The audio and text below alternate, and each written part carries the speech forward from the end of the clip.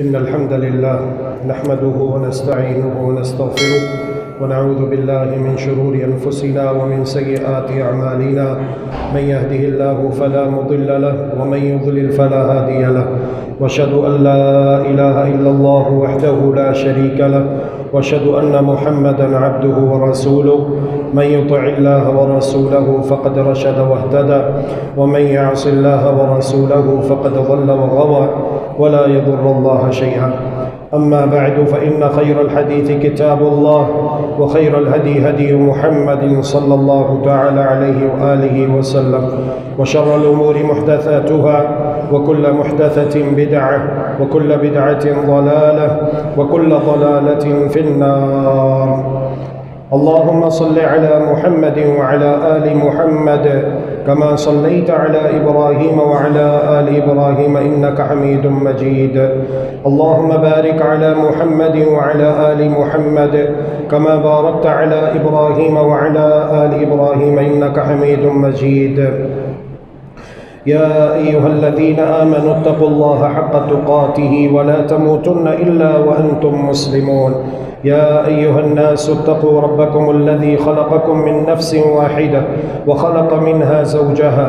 وبث منهما رجالا كثيرا ونساء، واتقوا الله الذي تساءلون به والأرحام إن الله كان عليكم رقيبا. يا أيها الذين آمنوا اتقوا الله وقولوا قولا سديدا يصلح لكم أعمالكم ويغفر لكم ذنوبكم، ومن يطع الله ورسوله فقد فاز فوزا عظيما. أما بعد، فأعوذ بالله العظيم وبوجهه الكريم وسلطانه القديم من الشيطان الرجيم من همزه ونفخه ونفثه. بسم الله الرحمن الرحيم.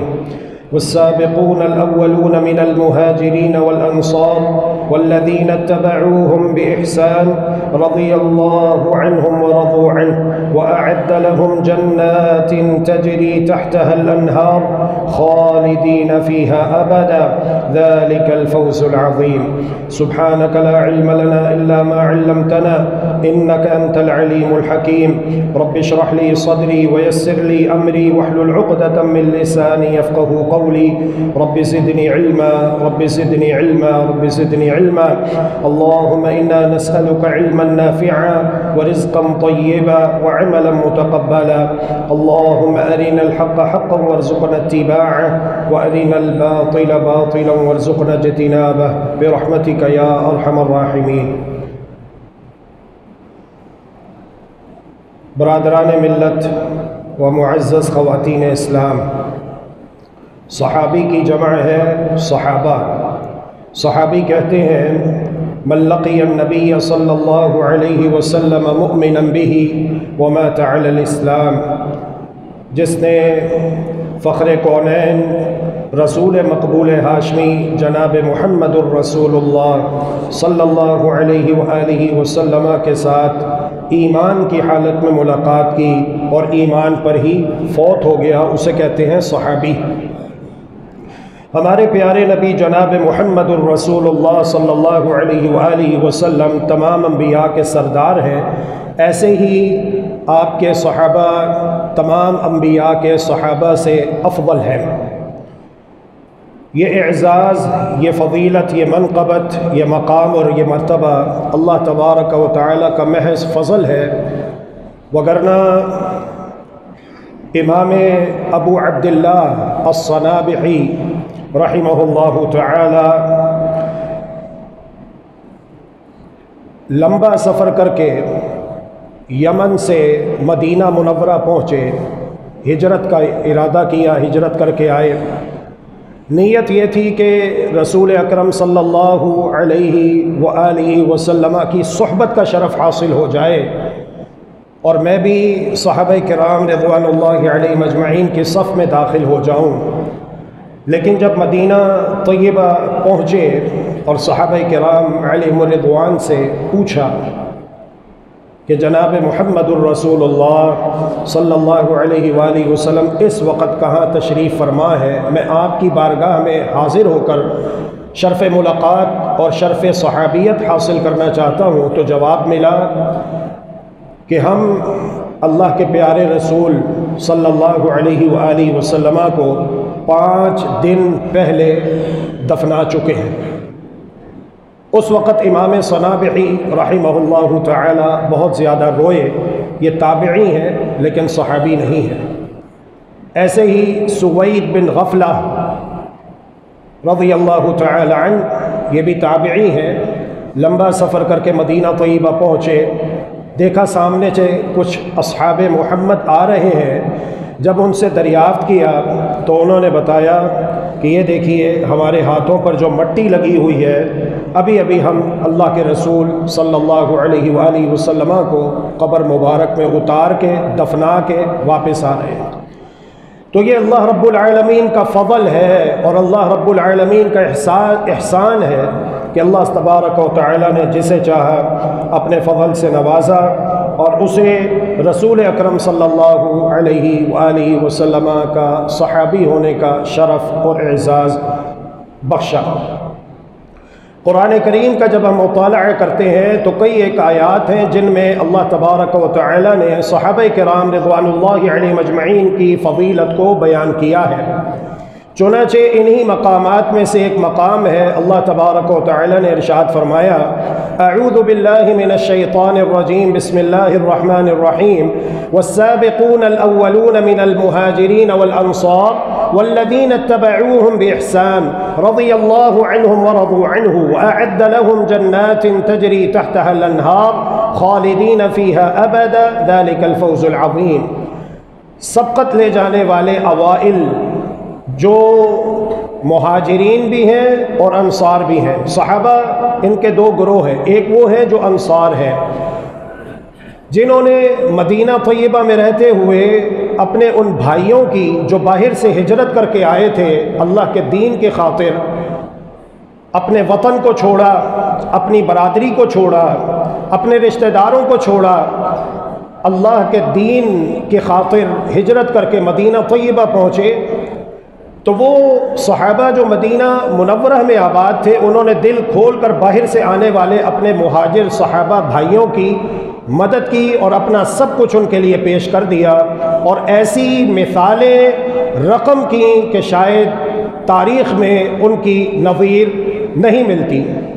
میری 2 بیویاں ہیں،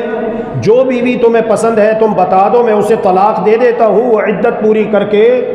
تم اس کے ساتھ نکاح کر لینا۔ یہ میرا گھر ہے، آؤ آدھا حصہ تم لے لو، آدھے میں سکونت اختیار کر لیتا ہوں۔ یہ میرا کاروبار ہے، آؤ مل کر کاروبار کرتے ہیں۔ تو صحابہ 2 قسم پر مشتمل ہیں، ایک انصار ہیں اور دوسرے مہاجرین ہیں۔ اللہ تبارک و تعالی نے اس آیت کریمہ میں صحابہ کرام علیہم الرضوان کے انہی دونوں گروہوں کا ذکر کر کے ارشاد فرمایا، والسابقون الاولون من المہاجرین والانصار والذین اتبعوهم بإحسان رضی اللہ عنہم ورضوا عنہ۔ اللہ ان سے راضی اور یہ اللہ سے راضی ہو چکے ہیں۔ یہاں پر جو قابل غور بات ہے اور قابل غور نقطہ ہے جو آپ نے سمجھنا ہے اور اپنے مسلمان بھائیوں اور بہنوں کو بھی سمجھانا ہے،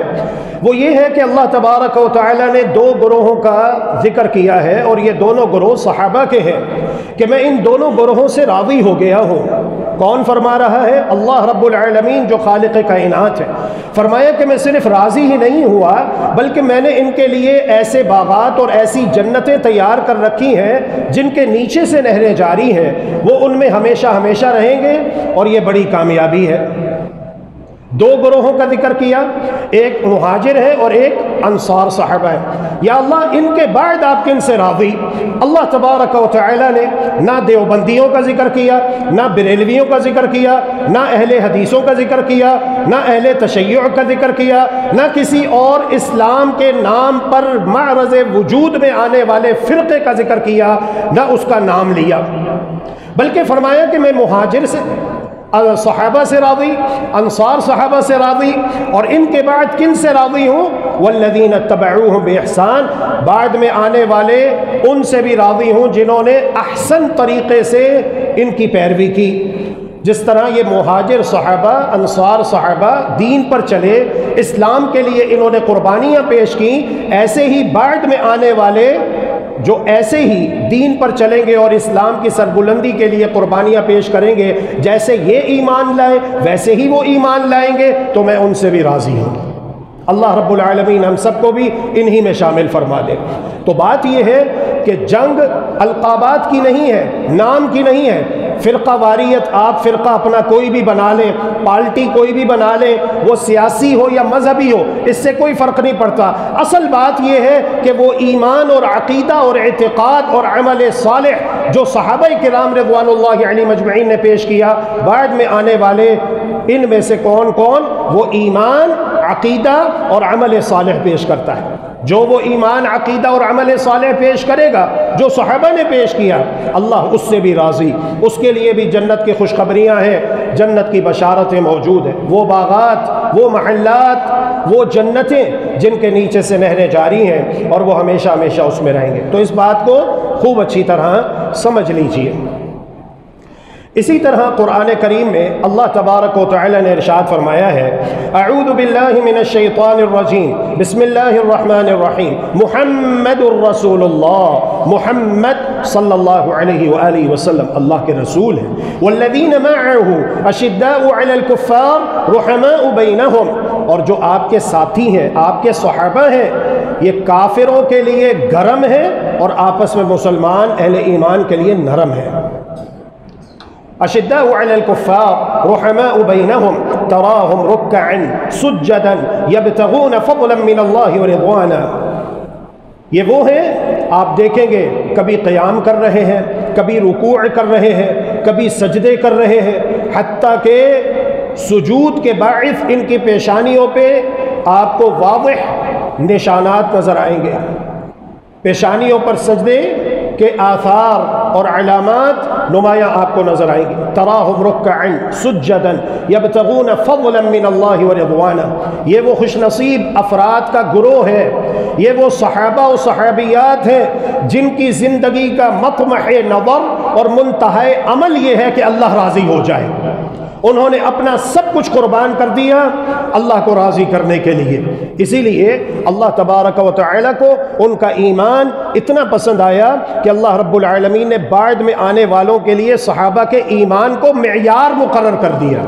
کہ بعد میں آنے والے اگر ایسا ایمان پیش کریں گے جیسا ایمان صحابہ نے پیش کیا، فقد اہتدوا، پھر یہ ہدایت پا جائیں گے۔ وَإِن تَوَلَّوْا، اور اگر انہوں نے صحابہ کے راستے کو چھوڑ دیا، فَإِنَّمَا هُمْ فِي شِقَاقٍ، تو پھر یہ ان کی ہٹ دھرمی ہے، ان کی مخالفت ہے اور ان کا عناد ہے۔ اسی طرح قرآن کریم میں اللہ ذو الجلال والاکرام نے ارشاد فرمایا، اعوذ باللہ من الشیطان الرجیم، بسم اللہ الرحمن الرحیم، للفقراء المہاجرین الذین اخرجوا من دیارهم واموالهم یبتغون فضلا من اللہ ورضوانا وینصرون اللہ ورسولہ اولئک هم الصادقون۔ مہاجر، فقراء، اگرچہ کہ یہ فقیر ہے، تنگ دست ہے، تہی دست ہے، مفلوق الحال ہے، معاشی طور پہ تنگیوں کا شکار ہے کیونکہ ہجرت کر کے آئے تھے، اپنا سب کچھ اللہ کے لیے چھوڑ دیا، لیکن فرمایا کہ یہ وہ لوگ ہیں جنہیں ان کے گھروں سے نکالا گیا، انہوں نے اپنا وطن چھوڑ دیا۔ وطن پرستی اسلام میں نہیں ہے، اسلام میں وطنیت نہیں ہے، یہ تو ایک بت ہے، یہ ایسا بت ہے اگر اس کی پرستش کی جائے تو یقین مانیے اللہ کا دین پیچھے رہ جاتا ہے۔ تو اسلام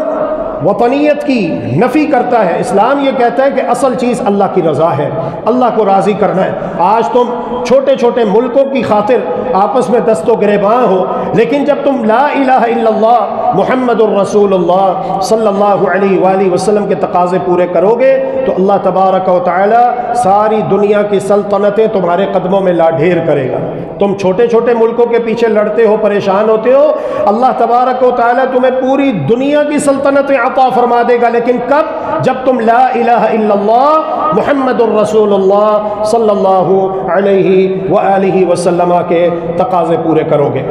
فرمایا یہ وہ لوگ ہیں جنہوں نے ہجرتیں کی، فضلا من اللہ، یبتغون فضلا من اللہ، یہ چاہتے ہیں تو اللہ کا فضل چاہتے ہیں، ورضوانا، اور اللہ کی رضامندی چاہتے ہیں، وینصرون اللہ ورسولہ، یہ وہ لوگ ہیں کہ جنہوں نے اللہ کے دین کی مدد کی، اللہ کے رسول کی مدد کی، صرف کہنے کی حد تک نہیں۔ اور یہ بہت بڑا فرق ہے، آج ہمارے اور صحابہ کے درمیان صحابہ کرام رضوان اللہ علیہم اجمعین کہتے کم تھے، عمل زیادہ کرتے تھے۔ فرمایا وَيَنصُرُونَ اللَّهَ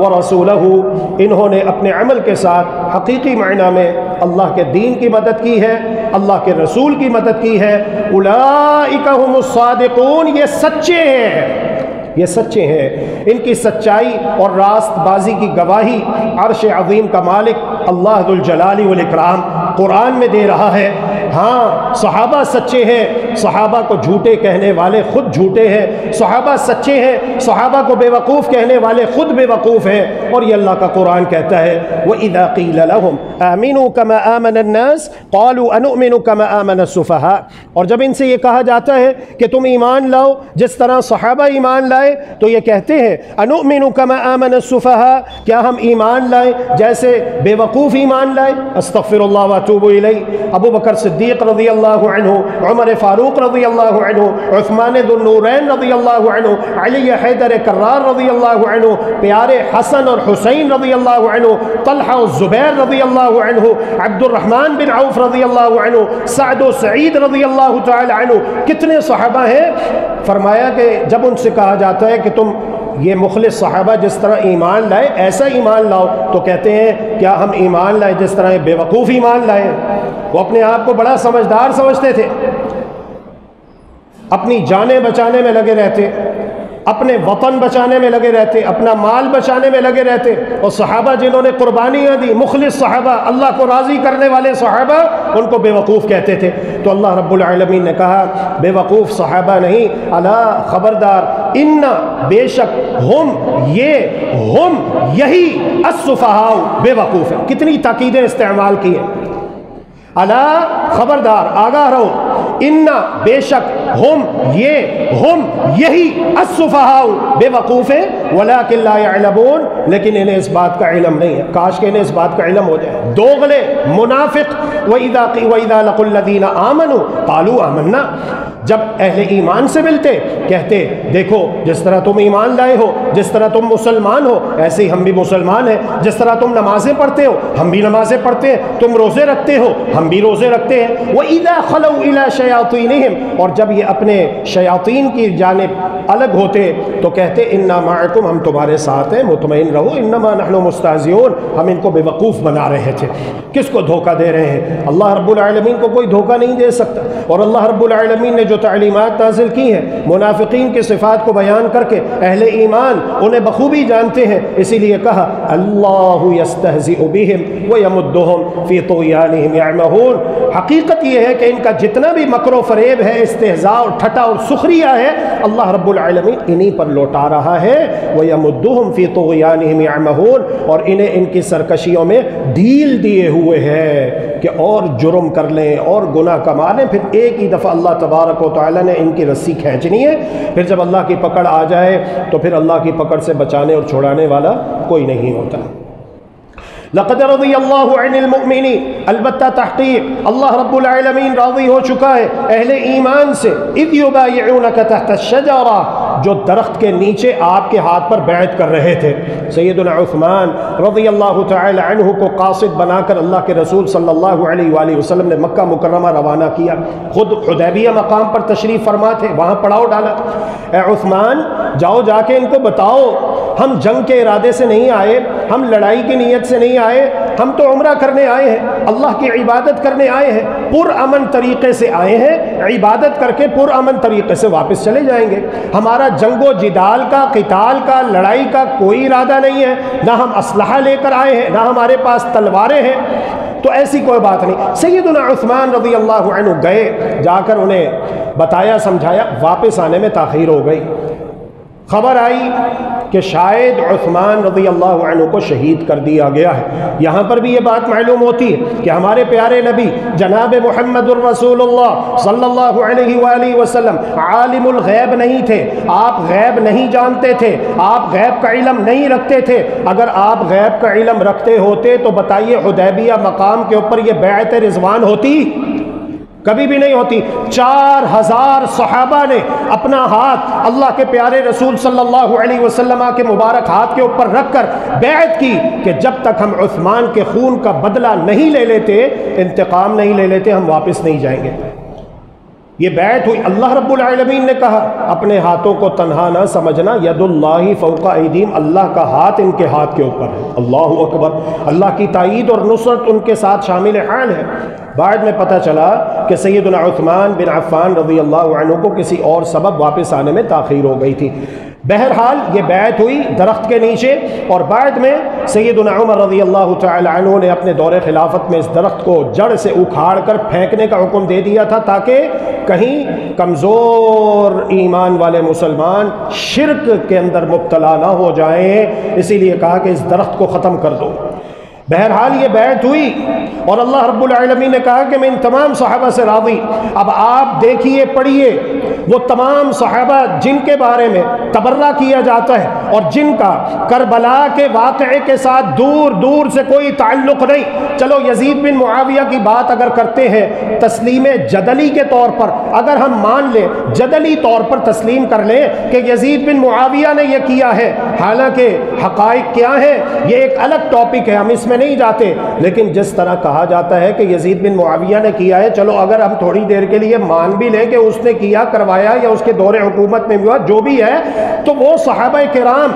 جو اس واقعے سے کئی سال پہلے دنیا چھوڑ کے چلے گئے اور ان کا کربلا کے واقعے کے ساتھ دور دور کا بھی کوئی تعلق واسطہ نہیں، ان پہ لعنت کیوں بھیجی جاتی ہے؟ انہیں گالم گلوچ کیوں کیا جاتا ہے؟ انہیں سب و شتم کیوں کیا جاتا ہے؟ پڑھے لکھے سمجھدار انسان کو اس بات کے اوپر ضرور غور کرنا چاہیے کہ کربلا کے واقعے کی آڑ میں برا بلا کہا جاتا ہے جناب ابو بکر صدیق رضی اللہ عنہ کو، جناب عمر فاروق رضی اللہ تعالی عنہ کو، جناب عثمان ذو النورین رضی اللہ تعالی عنہ کو، اہل بیت کو، آل رسول کو، کس صحابی کو چھوڑا جاتا ہے؟ اور یہ کہا جاتا ہے کہ اللہ کے رسول صلی اللہ علیہ وسلم جب فوت ہوئے، نعوذ باللہ من ذالک، تمام صحابہ مرتد ہو گئے تھے، اسلام چھوڑ بیٹھے تھے، سوائے 3 صحابہ کے، ابو ذر غفاری، مقداد بن اسود، سلمان فارسی، باقی سارے صحابہ نعوذ باللہ من ذالک مرتد ہو گئے تھے۔ استغفر اللہ واتوب الیہ۔ ایک استاد اپنے شاگردوں کو پڑھاتا ہے، اسکول میں پڑھاتا ہے، کالج میں پڑھاتا ہے، یونیورسٹی میں پڑھاتا ہے، اور سارے کے سارے شاگرد فیل ہو جاتے ہیں، تو قصور کس کا ہے؟ پروفیسر کا قصور ہے کہ نہیں کہ پڑھانے والے نے صحیح نہیں پڑھایا؟ سوچئے اگر یہ کہا جائے اور اس نظریے کو تسلیم کر لیا جائے کہ اللہ کے رسول صلی اللہ علیہ وسلم کے انتقال کے ساتھ ہی سارے صحابہ نعوذ باللہ مرتد ہو گئے تھے، تو بات کس کے اوپر آتی ہے؟ اللہ کے پیارے رسول کے اوپر آتی ہے کہ نہیں؟ کیونکہ آپ جناب محمد الرسول اللہ صلی اللہ علیہ وسلم معلم ہیں، مربی ہیں، مزکی ہیں صحابہ کرام رضوان اللہ علیہم اجمعین کے۔ تو بات ایسے نہیں ہے، پیارے رسول صلی اللہ علیہ وسلم کی تعلیم اعلیٰ تعلیم تھی، اور آپ کا اخلاق اعلیٰ اخلاق تھا، آپ کی تربیت اعلیٰ تربیت تھی۔ آپ نے وہ ہراول دستہ اسلام کا تیار کیا کہ فرما گئے اپنی زبان مبارک سے، میں نے اپنے صحابہ کی ایسی زبردست تعلیم اور تربیت فرما دی ہے کہ سب سے بہترین زمانہ میرا زمانہ ہے، پھر اس کے بعد میرے صحابہ کا زمانہ ہے، پھر اس کے بعد تابعین کا زمانہ ہے، سب سے بہترین دور تھا۔ اس لیے بات علم کی ہونی چاہیے، دلائل کی روشنی میں ہونی چاہیے۔ وہ پاکیزہ، وہ پاک باز ہستیاں جن کے بارے میں اللہ تبارک و تعالی نے قرآن مقدس میں جا بجا یہ گواہیاں دی ہیں اور اپنی رضامندی کا سرٹیفکیٹ انہیں عطا کر دیا ہے، ان کے بارے میں دست درازی کر کے یا دشنام ترازی کر کے انسان اپنی آخرت کو خراب کرے اور اپنی قبر کو دوزخ کا گڑھا بنائے، تو اس سے خسارے والا سودا اور کیا ہے؟ محض دنیا کے محدود فائدے کی خاطر تو ایک سمجھدار انسان کو ایسا نہیں کرنا چاہیے۔ فرمایا اللہ تبارک و تعالی نے فعلم ما فی قلوبہم، ان کے دلوں میں ایمان کو جان لیا۔ پرائمری کے اسٹوڈنٹس کا امتحان لینے والا انہی کے لیول کا ایک ٹیچر ہوتا ہے جس کی تعلیم کم ہوتی ہے، مڈل کے طلبہ و طالبات کا امتحان لینے والا انہی کے لیول کا ہوتا ہے، میٹرک کے طلبہ و طالبات کا امتحان لینے والا انہی کے لیول کا ہوتا ہے، لیکن جب آپ یونیورسٹی میں آتے ہیں وہاں پہ ایم فل کے طلبہ ہیں، پی ایچ ڈی کے طلبہ ہیں، تو وہاں پہ ہائی کوالیفائڈ شخصیت ہوتی ہے جو ان کے تھیسس کو چیک کرتی ہے اور جو ان کا امتحان لیتی ہے۔ یہاں پر صحابہ کرام رضوان اللہ علیہم اجمعین کا امتحان لینے والا کون ہے؟ امتحن اللہ قلوبہم للتقوی، اللہ ان کے دلوں کا امتحان لینے والا ہے۔ جب اللہ رب العالمین نے پیارے رسول صلی اللہ علیہ وسلم کے پیارے صحابہ کرام رضوان اللہ علیہم اجمعین کے دلوں کو چیک کیا، ان کے ایمان کا امتحان لیا، تو اللہ نے ان کے ایمان کی اور ان کے تقوی کی گواہی اپنے قرآن کے اندر دے دی اور فرمایا کہ لہم مغفرتن، یہ میرے نبی کے وہ صحابہ ہیں جن کے لیے مغفرت ہے، جن کے لیے بخشش ہے، وَأَجْرٌ عَظِيمٌ، اور انہی کے لیے اجر عظیم ہے۔ جناب محمد الرسول اللہ صلی اللہ علیہ وآلہ وسلم نے ارشاد فرمایا لا يدخل النار احد بايع تحت الشجرة، جنہوں نے درخت کے نیچے بیعت کی ان میں سے کوئی ایک صحابی بھی جہنم میں داخل نہیں ہوگا۔ ان میں جناب ابو بکر صدیق بھی ہیں، عمر فاروق بھی ہیں، عثمان ذو النورین جو بعد میں آئے جن کے لیے بیعت کی گئی، علی حیدر کرار، اور وہ تمام صحابہ ہیں جن پہ آج تبرہ کیا جاتا ہے۔ اللہ کے پیارے رسول تو کہہ رہے ہیں لا يدخل النار احد بايع تحت الشجرة، جن صحابہ نے درخت کے نیچے بیعت کی تھی ان میں سے کوئی ایک صحابی بھی جہنم کی آگ میں داخل نہیں ہوگا۔ پھر آئیے ہم سب مل کر یک زباں ہو کے دنیا کے سامنے اپنا عقیدہ رکھیں کہ ان صحابہ میں سے تو کوئی جہنم میں نہیں جائے گا، البتہ انہیں جہنمی کہنے والا اگر موت سے پہلے توبہ نہیں کرتا تو وہ جہنم میں ضرور جائے گا۔ کسی مسلمان کو اس کے اوپر کوئی ادنا سا بھی شک نہیں ہونا چاہیے کہ یہ صحابہ تو جنتی ہیں، ان میں سے کوئی ایک صحابی بھی جہنمی دوزخی نہیں ہے۔ البتہ ان جنتی صحابہ کو بعد میں آنے والا وہ 21ویں صدی کا ہو، 22ویں صدی کا ہو، یا اس سے پہلے یا اس سے بعد کسی صدی کا کوئی فرد ہو، اگر جہنمی کہے گا اور توبہ کیے بغیر مر جاتا ہے تو اس کے جہنمی ہونے میں کسی مسلمان کو کوئی شک نہیں۔ سیدنا عبداللہ ابن مسعود رضی اللہ عنہ بھی اس بات کی گواہی دے گئے، اور اسی طرح جناب محمد الرسول اللہ صلی اللہ علیہ وآلہ وسلم کی کئی ایک احادیث مبارکہ ہیں۔ اللہ کی قسم ہے وقت کی تنگ دامنی کے پیش نظر میں اختصار سے کام لے رہا ہوں، کاش کے وقت ہو میں آپ کو ایک ایک اللہ کے پیارے رسول صلی اللہ علیہ وسلم کا فرمان سنا سکوں، ایک ایک آیت سنا سکوں جن میں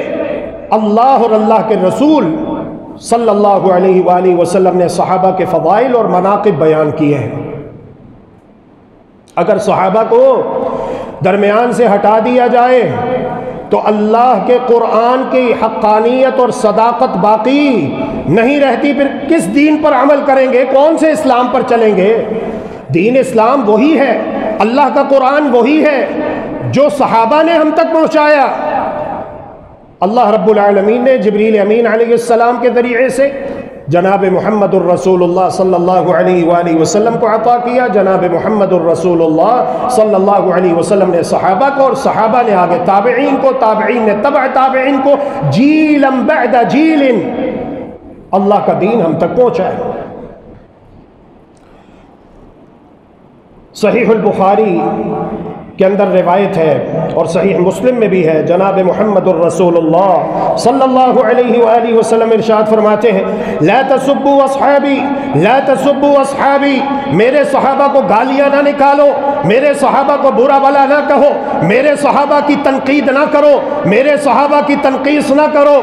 فوالذی نفسی بیدی، اس ذات کی قسم ہے جس کے ہاتھ میں محمد کی جان ہے، لو ان احدکم انفق مثل احد ذهب، ما ادرک مد احدہم ولا نصیفہ، اگر تمہارا کوئی شخص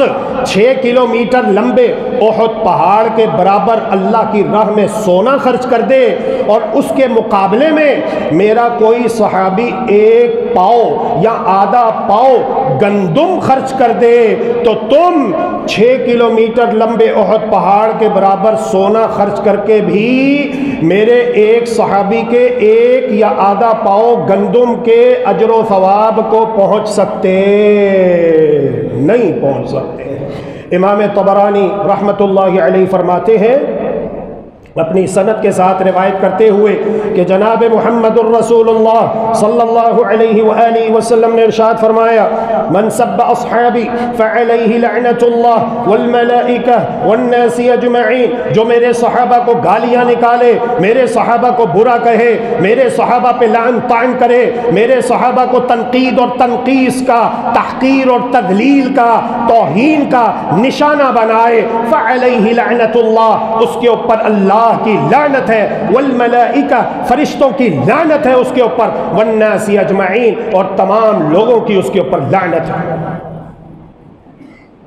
سیدنا عبداللہ ابن عمر اور ابن مسعود ثوبان رضی اللہ عنہ مجمعین کہتے ہیں کہ جناب محمد الرسول اللہ صلی اللہ علیہ وسلم نے ارشاد فرمایا اذا ذکر اصحابی فامسکو، جب میرے صحابہ کا ذکر کیا جائے تو اپنی زبانوں کو قابو میں رکھو۔ آپ نے دیکھا ہے کہ نہیں، سنتے ہیں کہ نہیں، سوشل میڈیا پہ کچھ لوگ مشہور ہونے کے لیے کیا کرتے ہیں،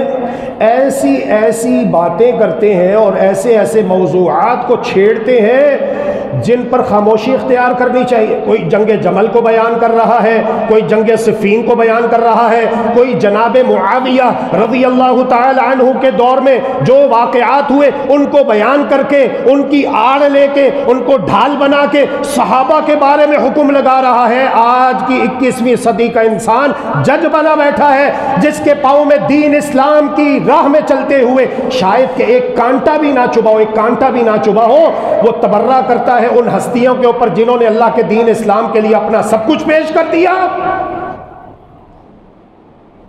اللہ کے پیارے رسول صلی اللہ علیہ وسلم فرماتے ہیں اذا ذکر اصحابی، جب میرے صحابہ کا ذکر کیا جائے، ٹھیک ہے ان کے درمیان فتنے ہوئے تھے، اللہ کے رسول نے کہا تھا عمر وہ دروازہ ہے، جب یہ دروازہ ٹوٹ جائے گا، گرا دیا جائے گا تو میری امت پر فتنوں کی بھرمار ہوگی۔ یہ فتنے آئے ہیں، یہ فتنے آئے ہیں۔ جناب عمر رضی اللہ عنہ کو شہید کیا گیا، جناب عثمان بن عفان رضی اللہ عنہ کو شہید کیا گیا، جناب علی رضی اللہ عنہ کو شہید کیا گیا، جناب حسن رضی اللہ عنہ کو شہید کیا گیا، جناب حسین رضی اللہ عنہ کو مقام کرب و بلا میں شہید کیا گیا۔ یہ فتنے آئے ہیں لیکن ہمیں حکم یہ ہے کہ ہم ان فتنوں کو بیان نہ کریں، خاموش رہیں، چپ رہیں۔ اس دور میں خارجیوں کا گروہ تھا، خوارج بھی تھے، تکفیری بھی تھے۔ کیا خیال ہے ملک پاکستان کے اندر جتنے بھی لوگ ہیں یہ سارے صدر پاکستان سے خوش ہیں، وزیر اعظم پاکستان سے خوش ہیں؟ نہیں، چند ایک خوش ہوں گے، باقی آپ دیکھیں گے لوگوں کو دیکھتے نہیں، کوئی کیا کہہ رہا ہوتا ہے، کوئی کیا تو یہ ممکن نہیں ہے کہ جب اتنی بڑی اسٹیٹ ہو، اتنی بڑی حکومت ہو، اتنی بڑی سلطنت ہو تو اس کے تمام باشندگان ارباب اقتدار سے، ارباب حکومت سے راضی ہوں، خوش ہوں۔ یہ محال ہے، امپاسبل ہے۔ تو اسی طرح اس دور میں بھی حکومت کا سزا یافتہ باغی گروہ جو جانتے تھے، اور یہودی وغیرہ جن کو مدینہ سے پہلے جلا وطن کیا گیا، خیبر چلے گئے، پھر خیبر سے بھی جلا وطن کر دیا گیا۔ 3 بڑے قبیلے یہودیوں کے، بنو قینقاع، بنو نذیر، بنو قریظہ۔ آپ کا کیا خیال ہے یہ آرام سے بیٹھیں گے؟ ہاں بالکل نہیں۔ کتنے ایسے ان میں سے یہودی جو مسلمان ہو کے آئے، مسلمانوں کے درمیان انہوں نے فتنے پیدا کیے، مکہ مدینہ میں فتنے پیدا کیے، صحابہ کے درمیان فتنے پیدا کیے، فتنوں کا دور۔ تو ہمیں حکم یہ ہے ہم خاموش رہیں، چپ رہیں، اپنی فکر کریں میری موت کیسی ہوگی، مرنے کے بعد جب میں قبر میں جاؤں گا 4 سوالات میرے سے پوچھے جائیں گے، میں نے اس کے لیے کیا تیاری کیا، اس کی فکر کریں۔ قیامت کے دن میں کھڑا ہوں گا اللہ کی بارگاہ میں، اکیلا پیش ہوں گا، اس کے لیے میں نے کیا تیاری کی ہے، مجھ سے پوچھا جائے گا، حساب کتاب لیا جائے گا۔ تو جو فتنوں کی باتیں ہیں ان میں زبان بند، کوئی ضرورت نہیں اس کو بیان کرنے کی۔ محبت کیجئے اہل بیت سے، محبت کیجئے آل رسول سے، محبت کیجئے اولیاء کرام سے، محبت کیجئے بزرگان دین سے، لیکن اس محبت کو آڑ بنا کے اور ڈھال بنا کے ایسی باتیں نہ کیجئے اور ایسے کام نہ کیجئے جن سے اللہ رب العالمین ناراض ہوتا ہے اور جو اللہ کے نیک بندوں کو بھی پسند نہیں ہے، تاکہ ملک و ملت کا امن قائم رہے، سکون قائم رہے، لوگ آرام سے ہنسی خوشی زندگی بسر کریں، خوشحال زندگی بسر کریں، ملک و ملت ترقی کرے۔ تو ان تمام باتوں کا ہر سمجھدار انسان کو خیال رکھنا چاہیے۔ سیدنا عبداللہ ابن عباس رضی اللہ عنہما فرماتے ہیں لا تسبوا اصحاب محمد صلی اللہ علیہ وسلم، اصحاب محمد صلی اللہ علیہ وآلہ وسلم کو گالیاں نہ نکالو، فإن اللہ عز وجل قد امر بالاستغفار لهم وهو يعلم انهم سيقتتلون۔ اللہ رب العالمین نے حکم دیا ہے کہ تم ان کے لیے استغفار کرو، تم ان کے لیے استغفار کرو، حالانکہ اللہ رب العالمین جانتے ہیں کہ صحابہ کے درمیان جنگیں ہونی تھی، صحابہ کے درمیان جنگیں ہونی تھی، یہ فتنے بپا ہونے تھے، لیکن اس کے باوجود اللہ رب العالمین نے حکم دیا ہے کہ تم ان کے لیے استغفار کرو۔ بڑی خوبصورت بات ہے، پلے سے باندھ لیجئے، پلے سے باندھ لیجئے۔ جس طرح اللہ رب العالمین نے صحابہ کرام رضوان اللہ علیہم اجمعین کو، اہل بیت کو، آل رسول کو، جو آج سے 1300 سال پہلے دنیا میں آ کے جا چکے، انہیں ہمارے ہاتھوں سے محفوظ رکھا، تو ہمیں چاہیے کہ آج ہم 1300 سال کے بعد انہیں اپنی زبانوں سے بھی محفوظ رہنے دیں۔ جس طرح اللہ تبارک و تعالیٰ نے انہیں ہمارے ہاتھوں سے محفوظ رکھا ہے، تو ہمیں چاہیے کہ ہم اپنی زبانوں سے بھی ان پہ تبرہ نہ کریں، ان پہ لعن طعن نہ کریں، بلکہ اپنی زبانوں سے بھی انہیں محفوظ رہنے دیں، اور وہی بات کہیں جو بات اللہ رب العالمین قرآن مجید میں ایک نہیں بلکہ کئی ایک مقامات پر کہہ چکا ہے، رضی اللہ عنہم ورضوا عنہ، اللہ ان سے راضی اور وہ اللہ سے راضی ہو چکے۔ بس اپنی فکر کریں، اللہ کا قرآن پڑھیں، سمجھ کر پڑھیں، اس پر عمل کریں، اللہ کے رسول صلی اللہ علیہ وسلم کی حدیث مبارکہ کو پڑھیں، سمجھ کر پڑھیں، اس پر عمل کریں، اور وہ ایمان پیش کریں جو ایمان صحابہ نے پیش کیا، تاکہ ہم ہدایت پا جائیں، ہم سرخرو ہو جائیں دنیا میں بھی اور آخرت میں بھی۔ اللہم آمین برحمتک یا ارحم الراحمین۔ سیدنا عبداللہ بن عباس رضی اللہ تعالی عنہما فرماتے ہیں اصحاب محمد کو گالیاں نہ نکالو، فلا مقام احدهم ساعة یعنی مع النبی صلی اللہ علیہ وسلم خیر من عمل احدکم 40 سنہ، اس لیے کہ جو شرف اور جو فضیلت اللہ رب العالمین نے صحابہ کو عطا کی ہے کہ انہیں نبی مکرم صلی اللہ علیہ وآلہ وسلم کی صحبت کا شرف حاصل ہوا ہے، تو ایک لمحے کے لیے بھی اگر کوئی صحابی اللہ کے رسول کے پاس بیٹھا، اللہ کے رسول کے ساتھ کھڑا ہوا، اس کے مقابلے میں اگر تم 40 سال ایک ہی جگہ پہ کھڑے ہو کر نماز پڑھتے رہو، قیام کرتے رہو، رکوع کرتے رہو، سجدے کرتے رہو، قرآن کی تلاوت کرتے رہو، 40 سال اور کوئی دوسرا کام نہ کرو، تو اتنی زیادہ محنت کر کے بھی تم اس شرف کو نہیں پہنچ سکتے جو شرف اللہ رب العزت نے اس صحابی کو عطا کیا جسے تھوڑی دیر کے لیے اللہ کے رسول صلی اللہ علیہ وسلم کے ساتھ شرف ملاقات کا حاصل ہوا۔ اور عبداللہ ابن عمر رضی اللہ عنہما فرماتے ہیں اگر تمہاری ساری زندگی وہ 60 سال ہو، 70 سال ہو، 100 سال ہو، جتنی بھی ہے فنا ہو جائے اور تم ایک ہی جگہ پہ بیٹھ کے عبادت میں مصروف رہو، حالانکہ ایسا ناممکن ہے، لیکن اگر تم ایسا کرتے رہو تو تب بھی اللہ کے رسول صلی اللہ علیہ وآلہ وسلم کے صحابہ کے شرف اور مقام کے ادنا مقام کو بھی نہیں پہنچ سکتے۔ اولئک اتباع النبی وحزبہ فلولاہم ما کان فی الارض مسلم، یہ ہے نبی مکرم صلی اللہ علیہ وسلم کے سچے پیروکار اور آپ کا لشکر۔ اللہ کی قسم اگر یہ گروہ نہ ہوتا تو آج روئے زمین کے اوپر کوئی مسلمان مؤمن نہ ہوتا۔ آج جو پوری دنیا میں آپ کو مسلمان نظر آ رہے ہیں، مؤمن اہل ایمان نظر آ رہے ہیں، تو اس کے پیچھے جناب محمد الرسول اللہ صلی اللہ علیہ وسلم کی قربانیاں ہیں، صحابہ کی قربانیاں ہیں، صحابیات کی قربانیاں ہیں۔ اس لیے ہمیں خود بھی یہی کہنا چاہیے رضی اللہ عنہم ورضوا عنہ، اور جو لوگ گمراہی کے راستے پر ہیں، صحابہ پہ لعن طعن کرتے ہیں، ان کو سمجھانا چاہیے، ان کو بتانا چاہیے کہ آپ غلطی پر ہیں، نہ جانے موت کب آ جائے، موت سے پہلے پہلے سچی توبہ کر لو، اللہ رب العالمین کو غفور الرحیم پاؤ گے۔ وگرنہ وہ ہستیاں جن کی جنت کی بشارتیں موجود ہیں، آپ انہیں جہنمی کہہ کر خود جہنم میں چلے جاؤ گے، انہوں نے تو انشاءاللہ جانا ہی ہے جنت میں۔ پیارے حسن و حسین رضی اللہ عنہما جنتی نوجوانوں کے سردار جناب علی رضی اللہ عنہ، من کنت مولاہ فعلی مولاہ، ضمیر کے ساتھ ہے، جس کا میں دوست ہوں اس کا علی بھی دوست ہے۔ اگر ضمیر ہٹا دیں گے تو اس کا مطلب ہے مولا مددگار جو صرف اللہ کی صفت ہے، اور اللہ کی مخلوق میں سے یہ صفت نہ کسی نبی کی، نہ کسی ولی کی، نہ کسی علی کی ہو سکتی ہے۔ اس لیے مولا صرف اللہ تبارک و تعالیٰ کی صفت ہے، اللہ مولانا ولا مولا لکم۔ اللہ کے رسول نے جو کہا تھا وہ ہا کی ضمیر کے ساتھ کہا تھا، من کنت مولا فعلی مولا، ضمیر یہ عقیدے کا مسئلہ ہے۔ اگر ہٹا دیں گے تو پھر یہ کیا ہوگا؟ مولا صفت بن جائے گی جو کہ صرف اللہ تبارک و تعالیٰ کی ہے، جو خالق کی ہے، مخلوق میں سے کسی اور کی نہیں ہو سکتی ہے۔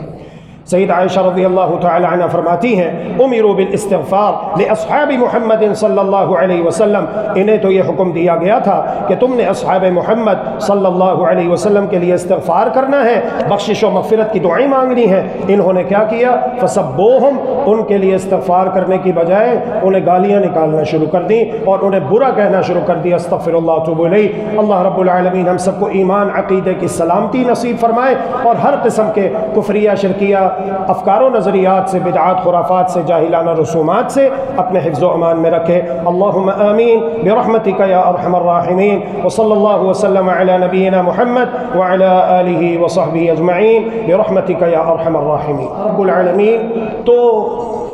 مخلوقات سے غنی ہے، بے نیاز ہے۔ اللہ تبارک و تعالی اپنے بندے کو کیسے استعمال کرتا ہے، اس سے کیسے کام لیتا ہے، فرمایا یوفقہ لعمل صالح قبل موتہ ثم یقبضہ علیہ۔ اللہ تبارک و تعالی اپنے بندے کو استعمال اس طرح کرتا ہے کہ اسے اس کی موت سے پہلے نیک عمل کرنے کی توفیق دیتا ہے۔ بندہ نیک عمل کر رہا ہوتا ہے تو وہ نیک عمل کرتے کرتے اللہ تبارک و تعالی اس کی روح کو قبض کر کے اسے اپنے پاس بلا لیتا ہے، اور یہ بڑی عظیم موت ہے جو نیکی کرتے ہوئے آ جائے۔ پرسوں ہی ہمارے بھائی، ہمارے شیخ قاری عبد المتین اصغر رحمہ اللہ رحمتا واسعہ اس حدیث کا مصداق بنے۔ بیگم کوٹ چوک پر دفاع صحابہ کانفرنس، جس میں کبھی شہید ملت علامہ احسان الہی ظہیر رحمہ اللہ رحمتا واسعہ صحابہ کے دفاع کا مقدمہ لڑا کرتے تھے۔ یہ خیر و برکت والی کانفرنس سال ہا سال سے چلی آ رہی ہے۔ اسی کانفرنس میں فضیلت الشیخ عبد المتین اصغر رحمہ اللہ رحمتا واسعہ صحابہ کرام کے دفاع پر گفتگو کرتے ہیں کہ یہ وہ ہستیاں ہیں جن کے دلوں کا امتحان اللہ مالک لے چکا ہے۔ دفاع صحابہ پر قرآن حکیم کی آیات سے دلائل پیش کرتے ہیں، قرآن حکیم کی آیات پڑھتے ہیں، اور اسی اثناء میں اللہ رب العالمین انہیں یہ خیر کا عمل کرتے ہوئے کہ رسول اللہ صلی اللہ علیہ وسلم کی مبارک جماعت صحابہ کا دفاع کر رہے ہیں، قرآن حکیم سے ان کے ایمان کی صداقت پیش کر رہے ہیں، اسی حال میں ان کی روح پرواز کر جاتی ہے۔ یہ موت بڑی عظیم ہے، اللہ رب العالمین سے امید ہے کہ یہ حسن خاتمہ ہے۔ اے اللہ، تیرا یہ بندہ تیرے نبی صلی اللہ علیہ وسلم کا دفاع کرتے ہوئے، تیرا نام لیتے ہوئے، تیرا قرآن پڑھتے ہوئے، اس دنیا کو چھوڑ کر گیا، تجھے تیرے پیارے ناموں کا واسطہ ہے مالک، ہمارے شیخ ہمارے بھائی عبد المتین اصغر کو رسول اللہ صلی اللہ علیہ وسلم کے صحابہ کا ساتھ نصیب فرما، جن کے ایمان کی گواہی دیتے ہوئے اور جن کے ایمان کا دفاع کرتے ہوئے، جن مبارک ہستیوں کا ذکر خیر کرتے ہوئے تیرا یہ بندہ اس دنیا کو چھوڑ کر گیا، قیامت کے دن ہمیں اور ہمارے اس پیارے بھائی کو پیارے نبی صلی اللہ علیہ وسلم کے پیارے صحابہ کے ساتھ اٹھانا، ان کا ساتھ نصیب فرمانا۔ اے اللہ ہمارے شیخ کی قبر کو جنت کا باغ بنا دے، اس کو کروٹ کروٹ جنت عطا فرما دے۔ بڑی پیاری شخصیت، بڑے پیارے ساتھی، قرآن کے خادم، قرآن پڑھتے پڑھاتے، قرآن سنتے سناتے زندگی گزار دی، اور اللہ رب العالمین نے بڑی مبارک اور قابل رشک موت نصیب فرمائی۔ اسی حال میں اپنے پاس بلایا، مجھے جناب محمد الرسول اللہ صلی اللہ علیہ وسلم کے اس صحابی کا واقعہ یاد آ رہا ہے جو حالت احرام میں تلبیہ پڑھتے ہوئے فوت ہوئے تھے۔ اللہ کے رسول صلی اللہ علیہ وسلم نے فرمایا انہو یبعث یوم القیامت ملبیا، میرا یہ صحابی قیامت کے دن اٹھے گا، اس کی زبان پر لبیک اللہم لبیک کا ترانہ ہوگا۔ اور عبد المتین اصغر اللہ کے فضل سے، اللہ کی رحمت سے ہم امید کرتے ہیں کہ قیامت کے دن ہمارا یہ بھائی، ہمارا یہ شیخ اٹھے گا، اس کی زبان پہ صحابہ کے دفاع کے ترانے ہوں گے، اس کی زبان پر اللہ کا قرآن ہوگا۔ لوگوں، یہ علماء حق ہیں جو تمہیں رب العالمین کی توحید کی طرف بلاتے ہیں، رسول کریم صلی اللہ علیہ وسلم کی رسالت کی طرف بلاتے ہیں، اصحاب محمد کے دفاع کی طرف بلاتے ہیں۔ یاد رکھنا، جب تک اہل توحید اس دھرتی پر رہیں گے، اس منہج کو تھامے رکھیں گے، اور اے اللہ تجھے تیرے پیارے ناموں کا واسطہ ہے مولا، ہمیں بھی ایسی موت نصیب فرمانا ہماری زبان سے توحید کا پیغام نکل رہا ہو، لا الہ الا اللہ محمد الرسول اللہ کی آوازیں گونج رہی ہوں، تیرے پیارے نبی کی عظمت کے ترانے، تیرے پیارے نبی کے اہل بیت کی عظمت کے ترانے، تیرے پیارے نبی کی عظمت کے آوازیں گونج رہے ہوں، اور ہم پیغام توحید دیتے ہوئے، ختم نبوت کی چوکیداری کرتے ہوئے، صحابہ کی عزت عظمت کے دفاع کی چوکیداری کرتے ہوئے، اہل بیت کی عظمت کے جھنڈے لہراتے ہوئے اس دنیا سے رخصت ہوں شہادت کی موت پا کر۔ ہماری زبان تیری تعریفیں، تیرے رسول کی تعریفیں، تیرے پیارے نبی کے صحابہ، تیرے پیارے نبی کے اہل بیت کی تعریفیں یا اللہ جب ہماری موت کا وقت آئے تو ہماری زبان سے نکل رہی ہوں، لا الہ الا اللہ محمد الرسول اللہ صلی اللہ علیہ وسلم ہماری زبان پر ہو، ہماری روح اس جہان سے تیری جنتوں کی طرف پرواز کر جائے۔ اے اللہ جب ہماری موت کا وقت آئے تو ہماری روح اس جہان سے سیدھا تیری جنتوں کی طرف پرواز کر جائے۔